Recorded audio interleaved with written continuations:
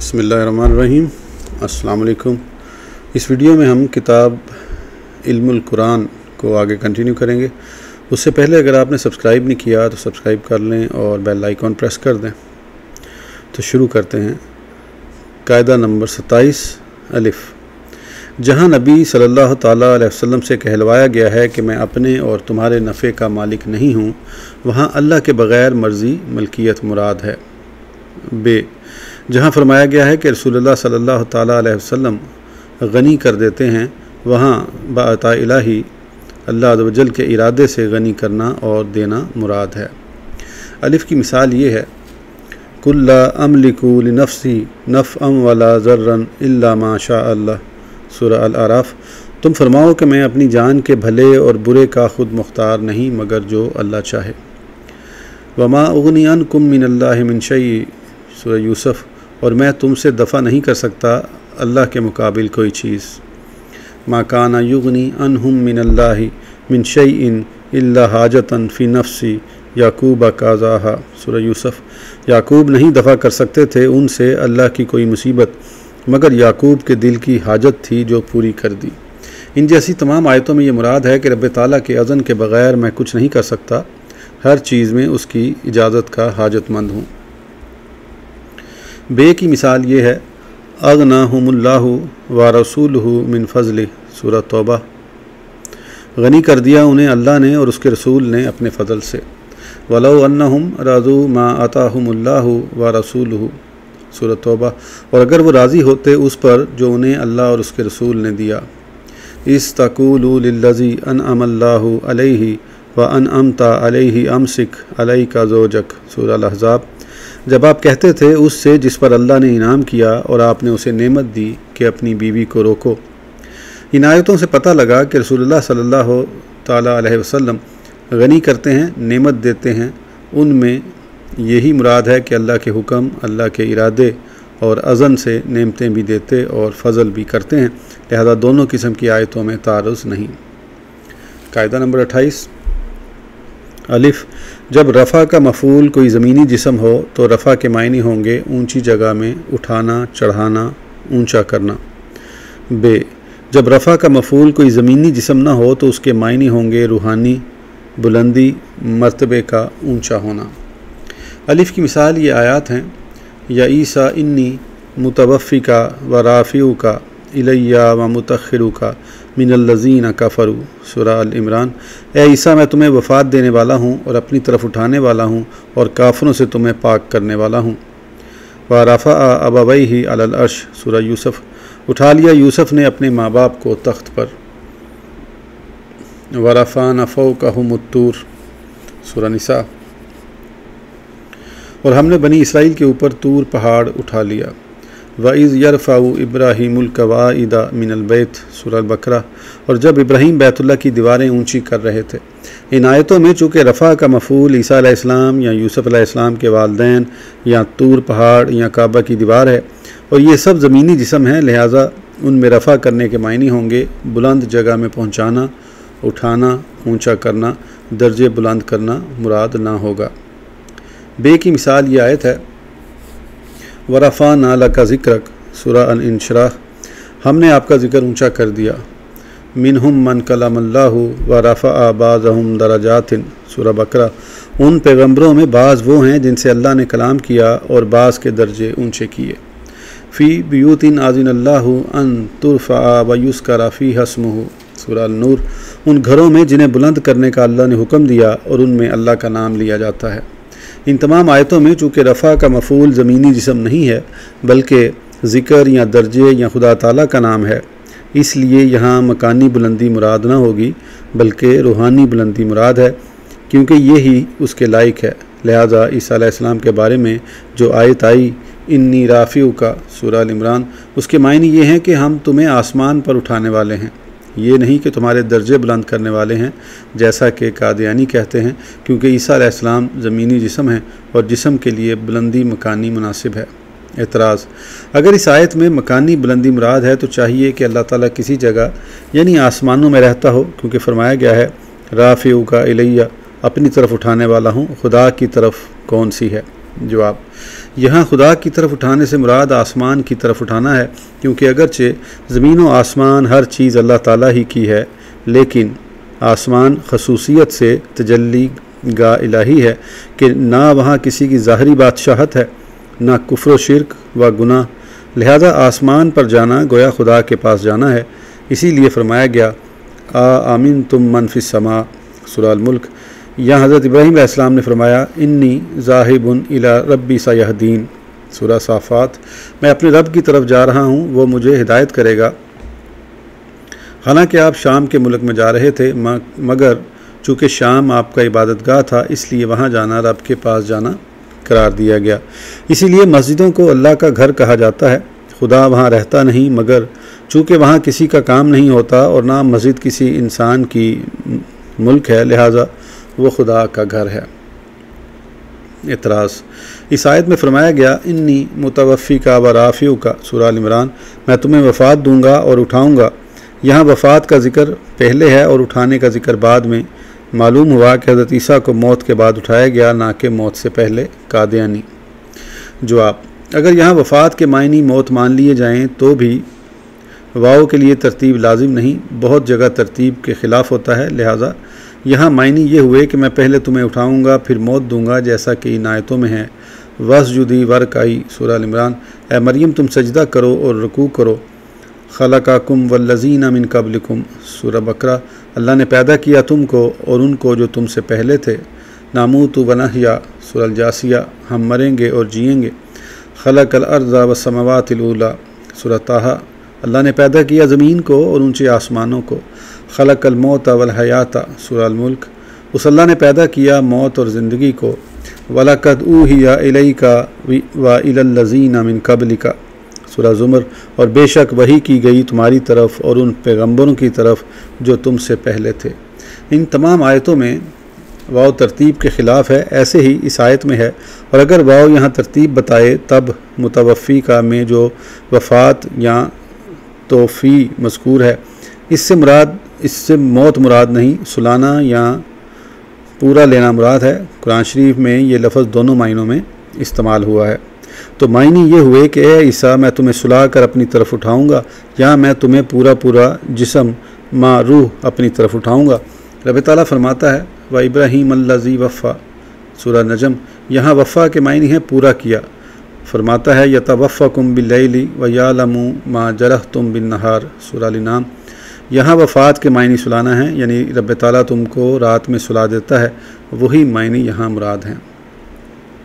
कायदा नंबर 29, अलिफ, जिन आयतों में खुदा के सिवा दूसरे से डरने की ममानियत फरमाई गई या फरमाया गया कि सिर्फ़ अल्लाह ही से डरो, वहाँ अज़ाब का खौफ, हिसाब का डर, पकड़ का खौफ, अरवहियत और किब्रियाई का खौफ मुराद है कि किसी को माबूद समझ कर न डरो या रब ताला के मुकाबिल किसी से खौफ ना करो। बे, जिन आयतों में दूसरे से डरने का हुक्म दिया गया या फरमाया गया कि फ़लाँ पैगम्बर फ़लाँ से डरे, वहाँ तकलीफ़ का डर, ईज़ा पहुँचाने का खौफ या फितने का खौफ मुराद है, ताकि आयतों में तारुज़ ना हो। खुलासा ये है कि किब्रियाई की हैबत मोमिन के दिल में सिर्फ़ अल्लाह ताला ही की चाहिए, और दूसरी किस्म के फितने, तकलीफ़ का खौफ मखलूक का हो सकता है।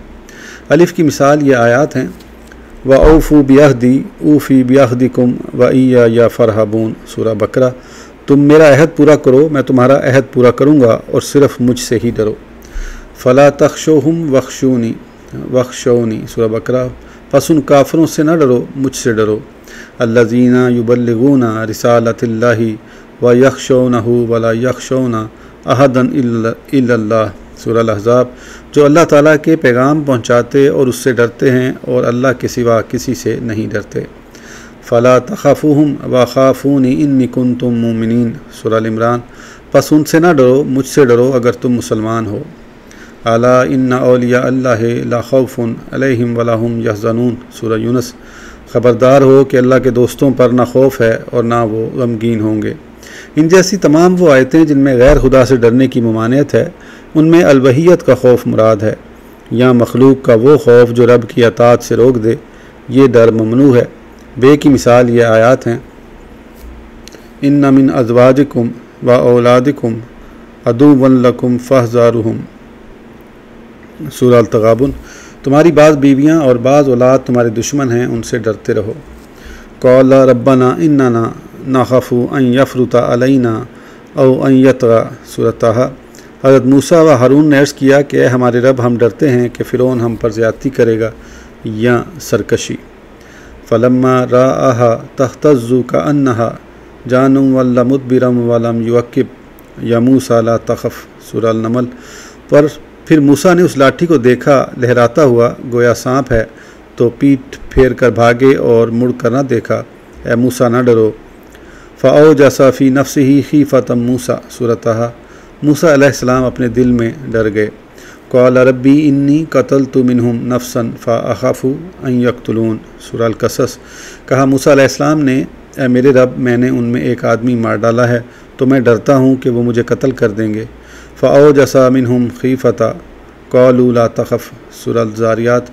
तो इब्राहीम अपने दिल में उन फ़र्शों से डर गए, वो बोले आप डरिए नहीं। इन जैसी बहुत सी वो आयतें जिनमें मखलूक से डरने का हुक्म है या उनसे डरने का सबूत है, उनमें वही खौफ मुराद है जो अर्ज़ किया गया, यानी तकलीफ़ का खौफ या फितने का डर। इस किस्म के डर ना ईमान के ख़िलाफ़ हैं और ना वलायत और नबूवत के मुनाफी। देखो, मूसा अलैहिस्सलाम और इब्राहीम अलैहिस्सलाम नबी हैं, मगर सांप से, फ़िरौन से, मलाइका से खौफ फरमाते हैं। लिहाजा अम्बिया और औलिया अल्लाह से खौफ करना कि ये नाराज़ होकर बद्दुआएँ देंगे और हमको नुकसान पहुँच जाएगा, ईमान के ख़िलाफ़ नहीं बल्कि ईमान को कवी करता है। मूसा अलैहिस्सलाम की बद्दुआ से फ़िरौनियों का बेड़ा गर्क हुआ। नूह अलैहिस्सलाम की बद्दुआ से सारी दुनिया के काफ़िर हलाक कर दिए गए।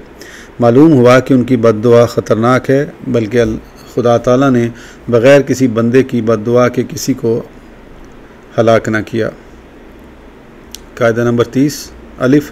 जिन आयतों में नबी से कहलवाया गया है कि हम तुम जैसे बशर हैं, वहाँ मतलब ये है कि खालिस बंदे होने में तुम जैसे बशर हैं, कि जैसे तुम ना खुदा हो, ना खुदा के बेटे, ना खुदा के साजी शरीक, ऐसे ही हम ना खुदा हैं, ना उसके बेटे, ना उसके साजी, खालिस बंदे हैं। बे, जिन आयतों में नबी को बशर कहने पर कुफर का फतवे दिया गया है और उन्हें बशर कहने वालों को काफिर कहा गया है, उनका मतलब ये है कि जो नबी की हमसरी और बराबरी का दावा करते हुए उन्हें बशर कहे, या उनकी अहानत करने के लिए बशर कहे, या यूँ कहे कि जैसे हम महज बशर हैं, नबी नहीं, ऐसे ही तुम नबूवत से खाली हो, महज बशर हो, वो काफिर है।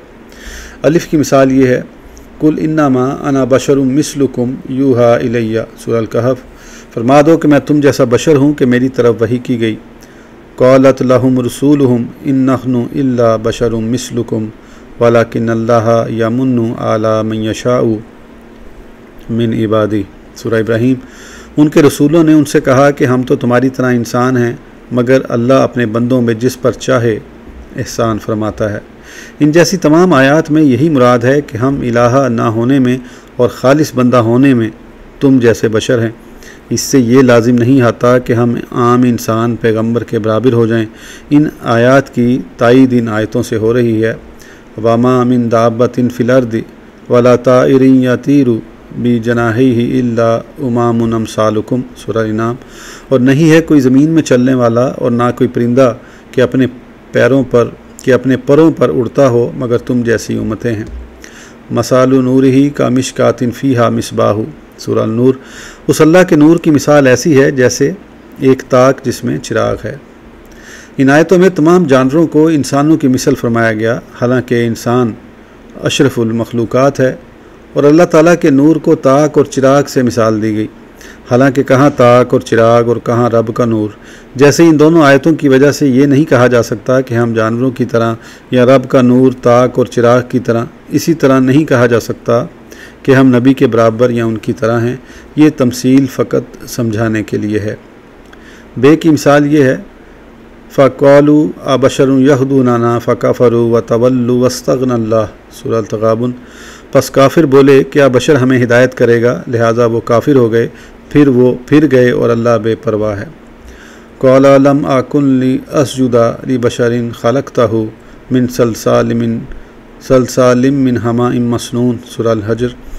शैतान ने कहा मुझे ज़ेबा नहीं कि बशर को सजदा करूं जिसे तूने बचती मिट्टी से बनाया, जो स्याह लेसदार गारे से थी। फ़क़ालल मलाउल लज़ीना कफ़रू मिन कौमिही मा हाज़ा इल्ला बशरुम मिस्लुकुम, सूरह अल-मोमिनून। तो जिस कौम के सरदारों ने कुफ़र किया वो बोले ये तो नहीं मगर तुम जैसा आदमी। वला इन आता तुम बशरम मिसलकुम इन्नकुम इज़न लखासिरून, सूरह अल-मोमिनून। कुफ़ार ने कहा कि अगर तुम किसी अपने जैसे आदमी की अताअत करोगे तो तुम ज़रूर घाटे में रहोगे। फ़क़ालू अनुमिनु लिबशरैनि मिसलिना व कौमुहुमा लना आबिदून, सूरह अल-मोमिनून।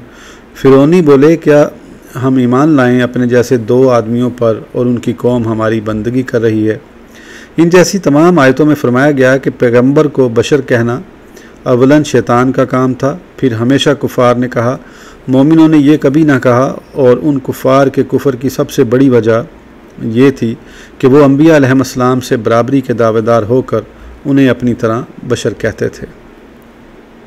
ज़रूरी नोट, हुज़ूर सल्लल्लाहु ताला अलैहि वसल्लम का बारहा अपनी बंदगी और बशरियत का ऐलान करना इसलिए था कि ईसाइयों ने ईसा अलैहिस्सलाम में दो मौजज़े देखकर उन्हें खुदा का बेटा कह दिया।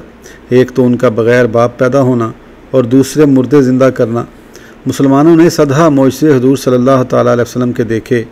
चाँद फटता हुआ, सूरज लौटता हुआ देखा, कंकर कलमा पढ़ते देखे, उंगलियों से पानी के चश्मे बहते देखे। अंदेशा था कि वो भी हुजूर को खुदा या खुदा का बेटा कह दें। इस एहतियात के लिए बार बार अपनी बशरियत का ऐलान फरमाया। इस वीडियो के लिए इतना ही, फिर इंशाल्लाह अगली वीडियो में आगे कंटिन्यू करेंगे। उस वक़्त तक के लिए इजाज़त दीजिए। सब्सक्राइब करना ना भूलें। अल्लाह हाफ़िज़।